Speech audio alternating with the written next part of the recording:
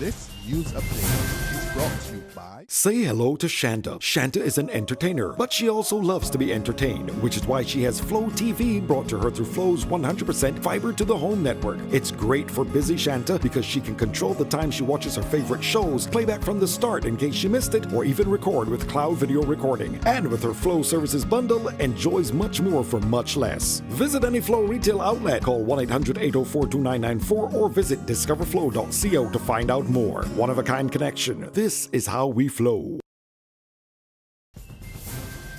This is the Barbados Today evening news update for Wednesday, July 6. Thank you for joining us. I am Marie-Claire Williams. Tourism Minister Richard Seeley is warning that some Caribbean economies would collapse if the struggling regional airline LIAT is run as a business. Seeley was speaking at the media launch of the upcoming State of the Industry conference, which will be held here in September. LIAT has been widely criticized for poor service and high airfares.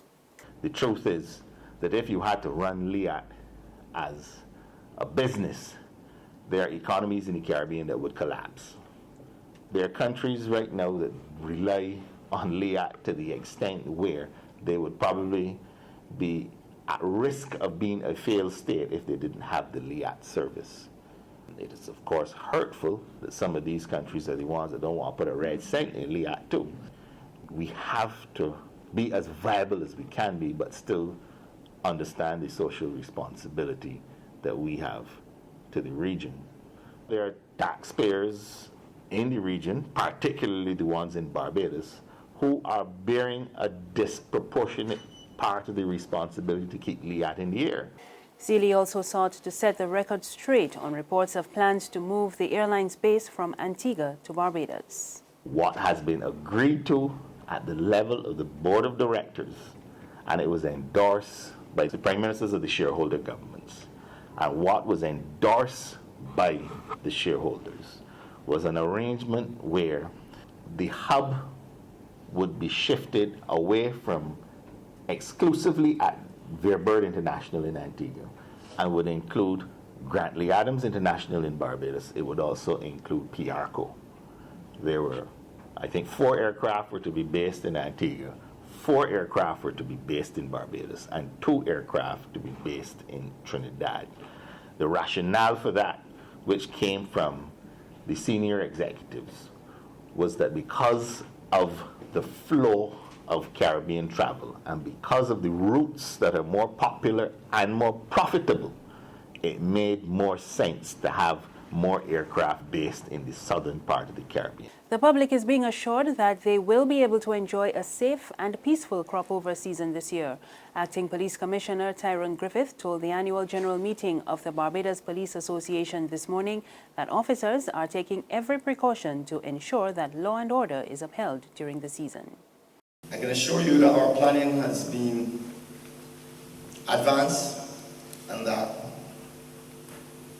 it has been quite thorough. And so I can assure Barbadians that they should not fear. They should come out and enjoy themselves at our crop-over events. That does not mean that they should not be careful as to where they go and how they travel around.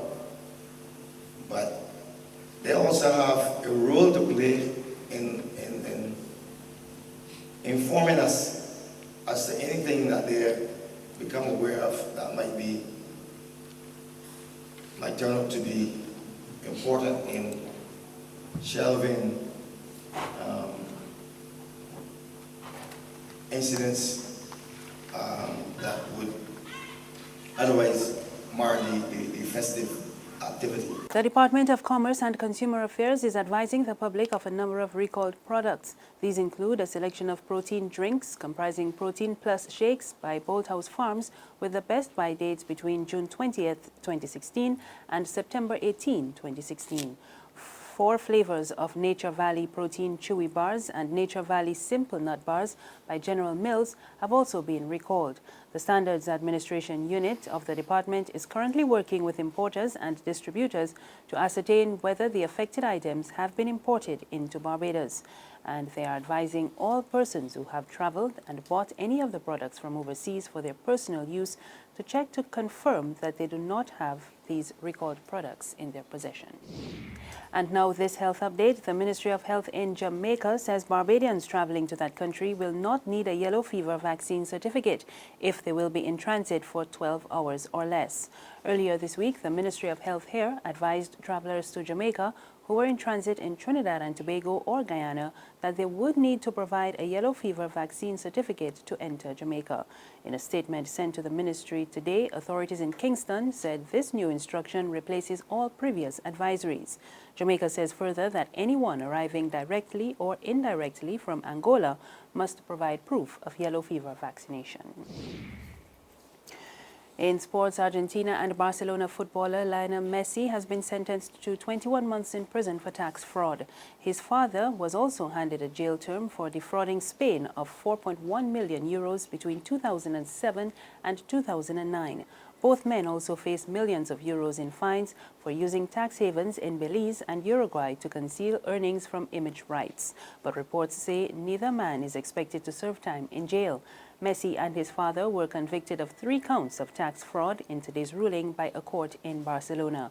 The footballer was also fined 2 million euros and his father fined 1.5 million. They can appeal the sentence in the Spanish Supreme Court. There's regional and international news after this short break.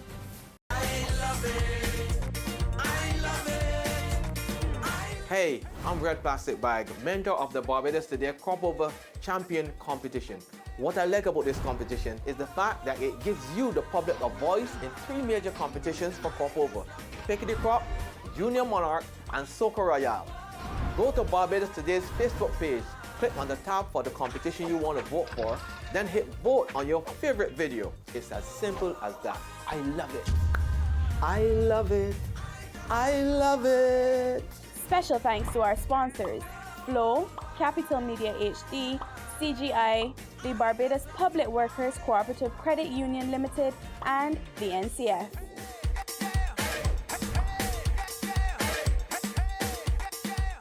Secure your future, be financially strong. Since 1983, we have been there for you. A smart range of products, great tax benefits. We're the solution to your hopes and your dreams. The Barbados Workers Union Cooperative Credit Union. The Barbados Workers Union Cooperative Credit Union. Humble beginnings to smart loans, smart savings. Save smart and borrow smarter. That's the move for me. Stability, prosperity. We're the solution to your hopes and your dreams. The Barbados Workers Union Cooperative Credit Union. The Barbados Workers Union Cooperative Credit Union. In news from the region, the former Prime Minister of St. Lucia, Dr. Kenny Anthony, has been explaining why he stepped down as the political leader of the St. Lucia Labour Party following last month's general election. Anthony made his announcement after the SLP lost the poll, winning only 6 seats to the United Workers' Party's 11. In an interview earlier this week, Anthony also told HTS News Force what he has been up to since the poll. That's what honorable people do, people of integrity do, Riani.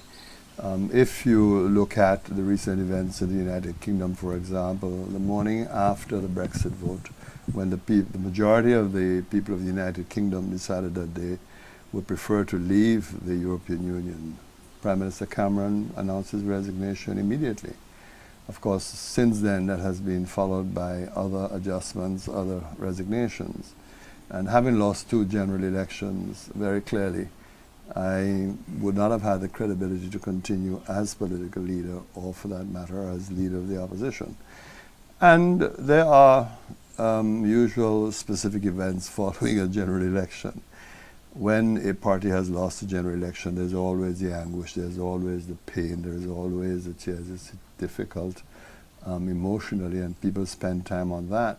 Once that phase is over, then obviously they looked for the explanations. And people latch on to the simplest of explanations as to why a political party is defeated. And very clearly, the sooner that I made my exit, the better, because I'm pretty certain, as you probably would know, that any political leader who has led a party into elections and has lost the election has to take responsibility for defeat and the loss. Further afield, the Iraq Inquiry Committee today released a damning report on the 2003 invasion of Iraq. Chairman of the inquiry, Sir John Chilcot, said former Prime Minister Tony Blair overstated the threat posed by Saddam Hussein, sent ill-prepared troops into battle, and had no real plan for the aftermath. We have concluded that the UK chose to join the invasion of Iraq before the peaceful options for disarmament had been exhausted.